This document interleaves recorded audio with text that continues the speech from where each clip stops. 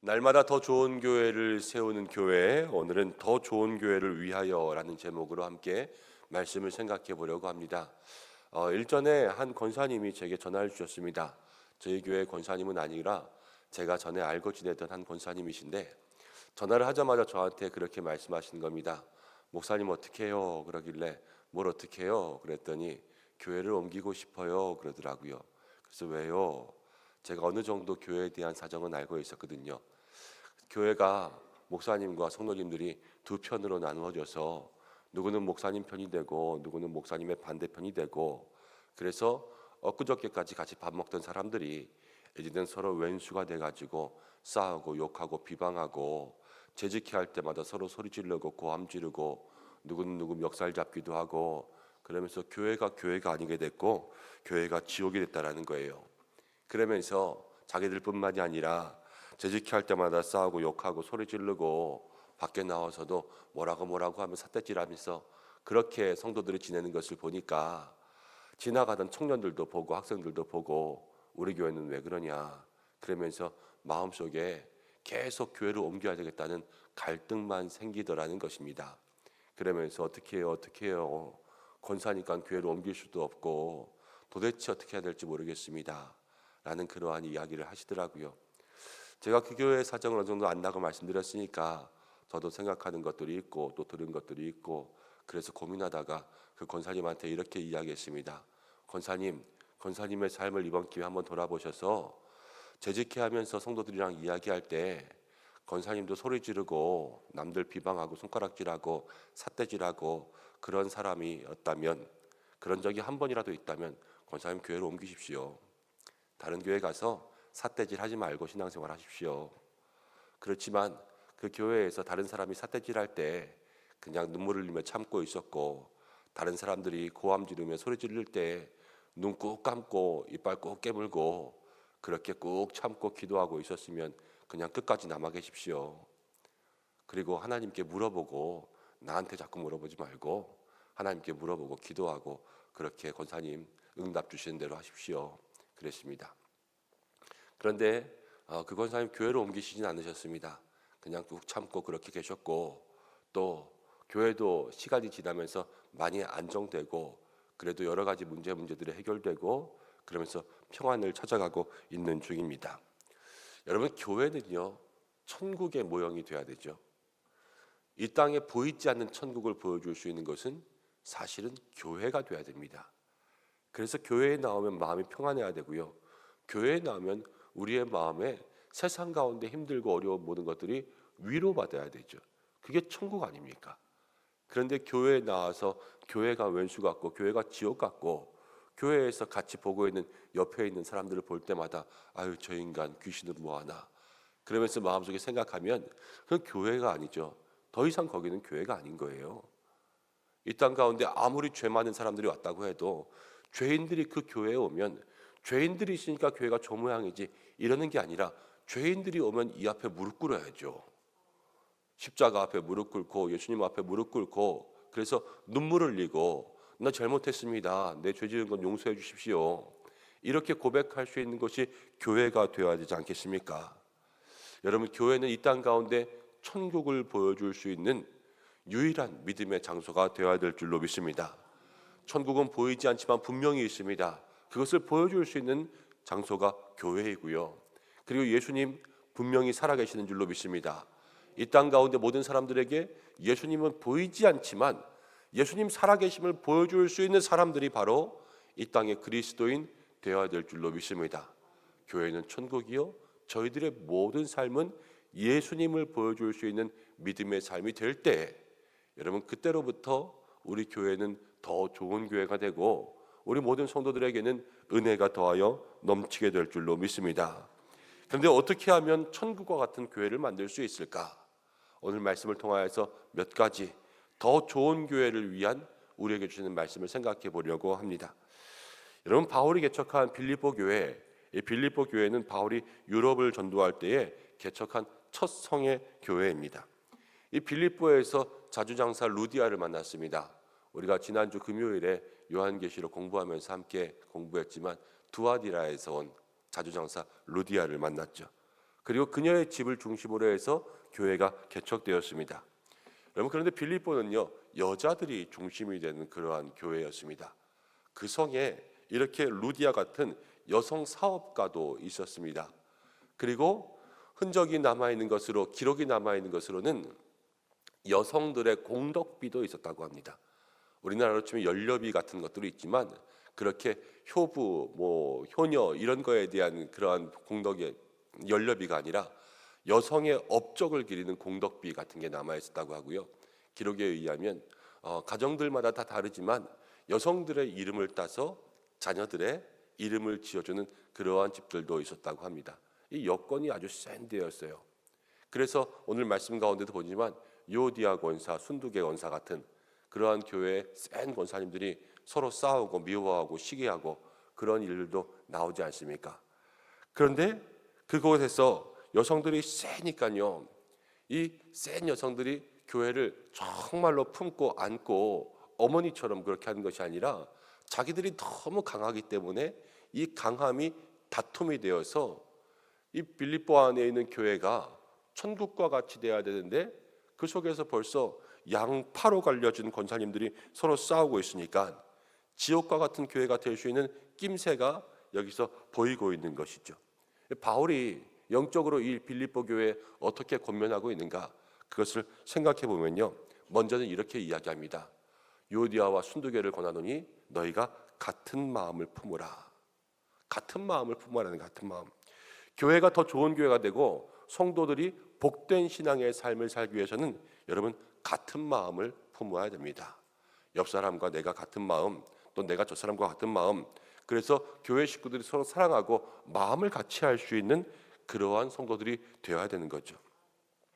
여러분, 우리 모든 믿음의 성도는 영원히 만나는 사이가 될 줄로 믿습니다. 이 땅에서 우리가 여기서 잠깐 있다가 누구는 이사가고 누구는 멀리 간다고 해서 헤어지지 않습니다. 한 번 만난 식구는요, 영원히 가는 거예요. 저 천국까지 가지 않습니까? 천국에서도 만나는 거예요.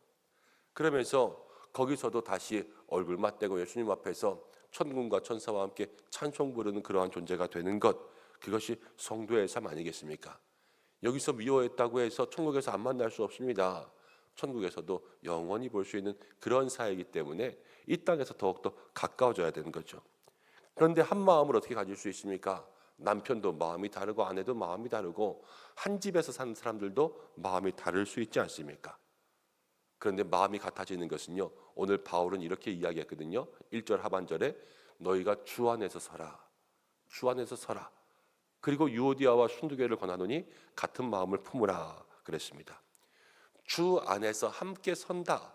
여러분, 이거를 우리가 이해하기 쉬운 말로 하면 구심점이라고 해요. 구심점. 대한민국 임시정부가 만들어진 것은 항일운동의 결과라는 구심점이라는 게 있었고요. 우리나라가 여기까지 경제 발전하면서 부흥하면서 살아온 것은 잘 먹고 잘 살자, 전쟁 겪고 어려운 때에 그래도 밥이라도 먹고 살자, 그러면서 그 구심점 가운데 정말로 열심히 일한 사람들이 있었기 때문 아니겠습니까? 부부도 때론 갈등이 있고 다툼이 있고 서로 싸움이 있고 내가 저 인간과 도저히 못 살겠다. 그래도 둘 다 똑같이 아이라도 잘 키우자.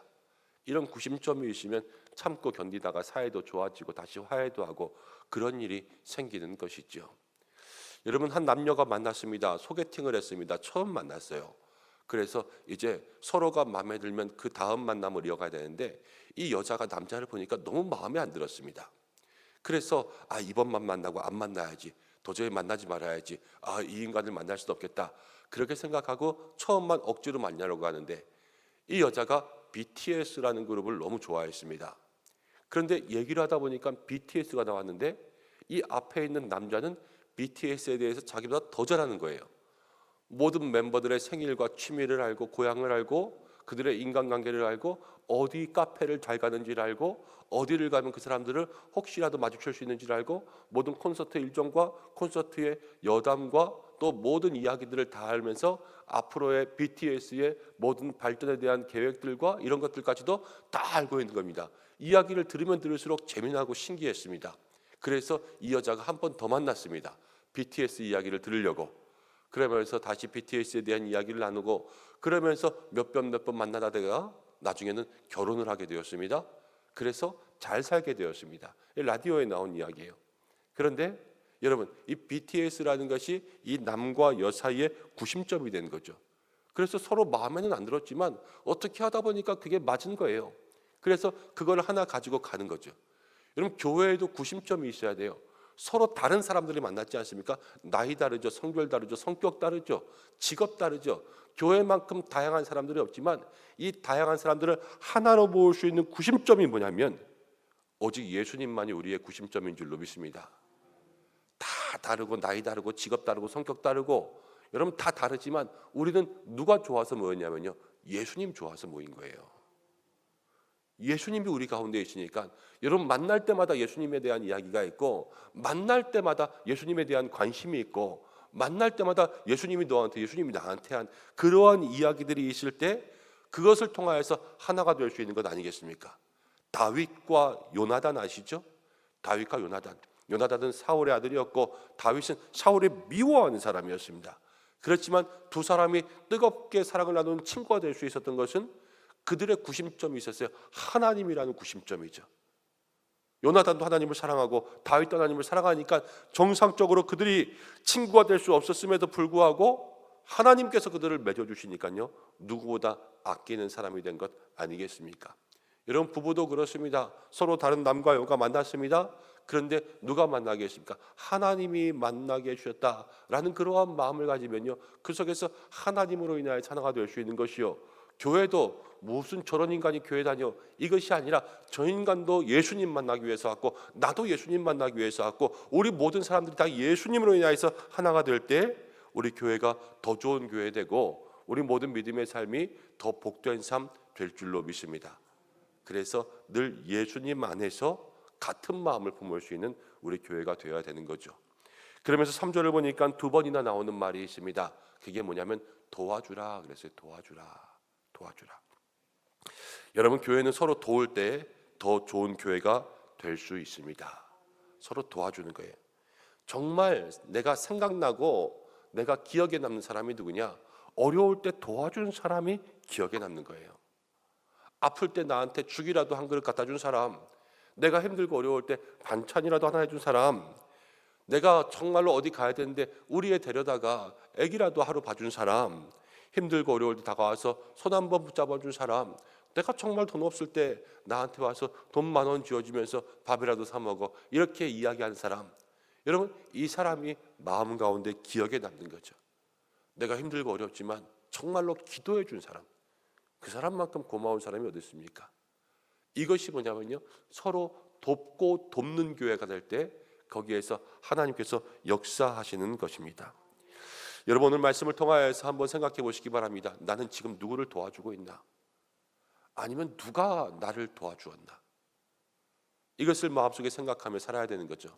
기억에 남는 한 분이 있습니다. 신방을 갔는데 쭉 이야기하시는데 연세가 지긋하신 분이셨어요. 근데 전쟁 얘기부터 하셨습니다. 전쟁 때 피난 내려왔는데 피난 내려오다 가족들과 다 흩어졌다는 거예요. 그래서 혼자 고아가 됐습니다. 전쟁 고아죠. 그런데 피난 내려오면서 며칠을 굶고 먹을 것이 없었는데 의정부쯤 왔을 땐가 어떤 집 담벼락에 서가지고 밥 좀 줬으면 좋겠다, 밥 좀 줬으면 좋겠다 그러고 있는데 그 집 주인이 불러가지고 자기를 앉으라 그러고 찬밥이라도 주시면 좋겠습니다 그랬는데 밥을 새로 지어서 반찬을 새로 해서 따끈한 상을 차려주셨대요. 그리고 다시 내려갈 때는 도시락까지 싸주고 먹을 것까지 싸주고 그래서 다시 자기를 보내줬다 그러더라고요. 그게 어렸을 때니까 지금은 연세가 지긋하니까 수십 년이 지난 거예요. 그런데 그걸 잊어버리지 않은 거예요. 그거를 계속 기억하고 있습니다. 근데 이 할아버님이 정말로 성공하셨어요. 혼자 열심히 혈혈단신 일해서 어떤 자그마한 사업을 하다가 그것이 대박이 나서요, 엄청난 부자가 되셨어요. 그런데 마음속에 그것을 잊지 못하니까요, 그 집을 물어 사람을 시켜서 찾아서 그 사람을 찾아낸 거예요. 몇십 년이 지나서. 그런데 그 사람도 그걸 기억하고 있고 이 사람도 그걸 기억하고 있는 거죠. 그러면서 사례를 하고 그 당시 말로 그분 얘기로는 소 한 마리를 살 돈을 주고 왔다 그래요. 그 밥 한 끼에. 여러분, 그 고마움이 저는 이렇게 생각해요. 시간이 지날수록 이자가 붙는 거 아닙니까? 배가 되고 배가 되고 배가 되고 배가 돼서 그게 그만큼 되는 거죠. 그렇지만 그것을 나중에 갚아줬다라는 것은요, 성경에 그러잖아요. 작은 자에게 냉수라도 한 그릇 대접한 것은 예수님이 나에게 한 것이다. 그리고 하나님은요, 정확하시잖아요. 하나님 그것을 반드시 갚아주시고 덮어주시는 분 아닙니까? 그래서 그렇게 줬다고 생각해요. 여러분, 돕고 섬기는 것, 그것이 예수님 좋아하시는 것입니다. 그리고 돕고 돕는 것을 통하여서 교회는 더 좋은 교회가 되고 교회는 더 평안한 교회가 될 수 있는 것이지요. 여러분, 믿음의 삶에 도울 수 있는 기회가 있을 때마다 열심히 도울 수 있는 여러분들 되시기를 주님의 이름으로 축복합니다. 그리고 4절과 5절을 보면서 이렇게 이야기합니다. 주 안에서 기뻐하라 기뻐하라 기뻐하라. 기뻐하라도 2번 나오고 있습니다. 도우라도 2번, 기뻐하라도 2번. 여러분, 앱빌골몬, 그래서 에베소서, 빌립보서, 골로새서, 빌레몬서를 옥중서신이라 그러죠. 그런데 특별히 빌립보서는 또 하나의 별명이 있습니다. 빌립보서는 기쁨의 서신 그러죠. 옥중에 있는데 기쁨의 서신을 전하는 거예요. 바울은 차디찬 감옥에 갇혔습니다. 눅눅하고 습기 차고 돌벽밖에 없는 그런 곳에 갇혀서 바울은 기쁨을 이야기하고 있고, 이 빌립보 교인들에게도 싸울 것 같은 지옥 같은 교회가 될 수 있는 낌새가 있는 그런 교회에 기뻐하라 기뻐하라 이렇게 이야기하고 있습니다. 어떻게 기뻐할 수 있을까? 여러분, 기쁨에는 2가지가 있습니다. 어떤 기쁨이 있냐? 외적인 기쁨이 있어요. 이건 밖에서 옵니다. 그런데 내면의 기쁨이라는 게 또 있는데요, 이거는 안에서 나갑니다. 아버지가 들어오면서 평소에 갖고 싶었던 선물을 사가지고 왔습니다. 아, 이거 선물이다. 그러면 아이들은 너무 좋아하죠. 이 선물을 줘서 좋아하는 거예요. 그런데 아버지가 밖에 들어왔습니다. 그런데 아이들 성적표가 나온 날이었습니다. 성적표 갖고 와라. 이놈 이렇게밖에 공부를 못했어. 일로 와 너. 그러면은 이제 그것은 성적표 때문에 혼날 거 아닙니까? 이건 기분이 좋을 수가 없겠죠. 이건 환경에 따라서 달라지는 외적인 기쁨이거든요. 그런데 여러분, 학교 다닐 때 다 여러분들 여고생 시절이 있었을 것 같으니까 여고생 때를 생각해 보면 동네에 한 오빠가 있는데 그 오빠를 너무 좋아한다고 해보겠습니다. 그 오빠는 아직 나를 좋아하지 않아요. 그렇지만 나는 그 오빠가 너무 좋아요. 그러면은 이렇게 공부하다가 여러분들 드라마 같은 데 많이 나오잖아요. 노트에다가 그 오빠 이름 써놓고 혼자 좋아하고 킥킥킥킥 대고, 생각만 해도 좋아하고, 생각만 해도 얼굴에 미소가 띄어지고 괜히 웃음이 나오고, 지나가면서 그 오빠 눈 한번 마주치면 얼굴이 빨개지고 어디 숨고 이러면서 좋아하는 거 아닙니까? 이건 뭐냐면요, 내면의 기쁨이에요. 아직 그 사람 나를 좋아하지도 않아요. 내가 그 사람을 좋아하는지 알지도 못해요. 그렇지만 나 혼자는 마음 가운데 기쁨이 있는 거 아닙니까? 이 내면의 기쁨이죠. 여러분, 바울이 이야기하는 것은 외적인 기쁨일까요? 내면의 기쁨일까요? 내면의 기쁨이죠. 이 내면의 기쁨은 누가 있기 때문입니까? 바울의 마음속에 예수님이 있기 때문입니다. 감옥 때문에 바울은 기쁜 게 아니에요. 감옥 안에 있지만 거기서도 함께하는 예수님이 있으니까 기쁜 거예요. 아무리 어렵고 고난과 환란이 있고 광야 가운데 있어도 이스라엘 백성들이 광야 가운데 예배한 것은 무엇입니까? 광야에 하나님이 있기 때문이잖아요. 우리의 인생이 이 땅 가운데 힘들고 어려워도, 그러나 이 교회에 와서 기뻐할 수 있는 것은 교회에 왔을 때 우리의 마음속에 예수님이 계시고 주님께서 우리를 이 교회로 이끌어 주셨기 때문 아니겠습니까? 그렇게 생각하면 주님과 함께 있는 사람이야말로 이 내면에서의 기쁨이 나올 수 있는 거죠. 여러분들 모두가 다 기뻐하고 기뻐할 수 있는 믿음의 사람들 되시기를 바랍니다. 내면에 예수님과 함께 기쁨을 누리는 거죠. 이 기쁨이 있으면요, 슬픔을 극복하고 어려운 일을 극복하고 기분 나쁜 모든 일들을 극복할 수 있습니다. 이러한 극복이 있을 때 성도들의 삶이 복되게 되는 것이죠. 그리고 또 하나, 이제 바울은 평안함을 구하라 그렇게 이야기했습니다. 6절과 7절 말씀에 보면 이제 하나님의 평강이 그리스도 예수 안에서 너희 마음과 생각을 지키시리라.